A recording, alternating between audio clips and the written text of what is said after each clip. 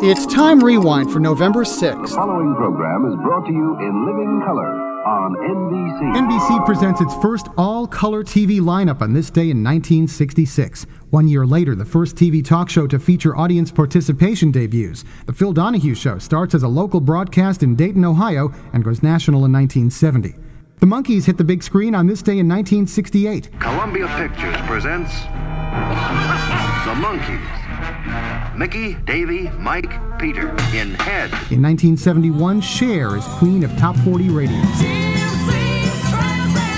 That same day, the line "Elvis has left the building" is immortalized when an announcer tries to convince Elvis fans of the Cleveland Public Hall Auditorium that the King won't be coming out for another bout.